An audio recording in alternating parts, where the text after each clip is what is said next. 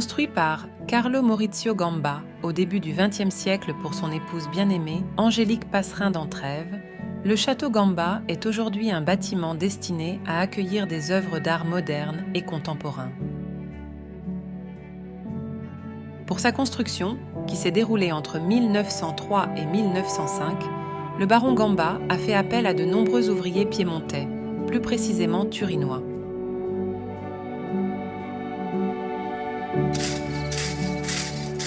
En plus d'être un lieu d'exposition important, le château de Gamba offre à la population locale et aux visiteurs un grand parc qui constitue un important poumon vert.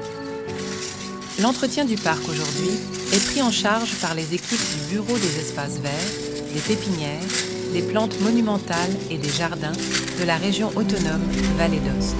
Pour la conception du parc, qui couvre aujourd'hui plus de 5 hectares, le baron Gamba fit appel à Giuseppe Roda, important concepteur de paysages et de jardins historiques et ancien fournisseur de la Maison royale de Savoie, ainsi qu'à Luigi Dominici, important pépiniériste, également piémontais.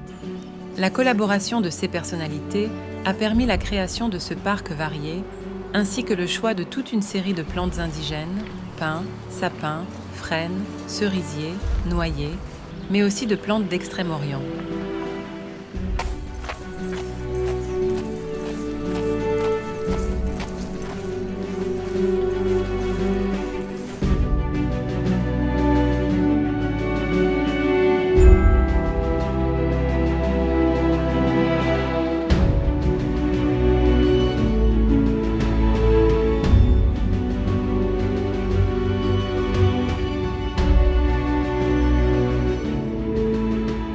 Grâce à une série de documents provenant des archives historiques régionales, du BRL et d'autres archives de Turin, il a été possible de reconstituer toute la stratification et les différents choix qui, au fil du temps, ont conduit à la création du parc.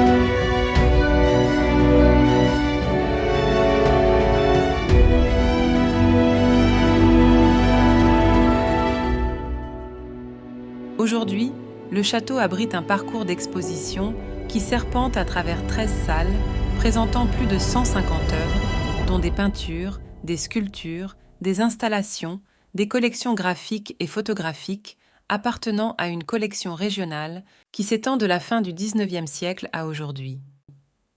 Le salon principal du château abrite l'Hercule d'Arturo Martini, qui est devenu en quelque sorte l'emblème de ce musée.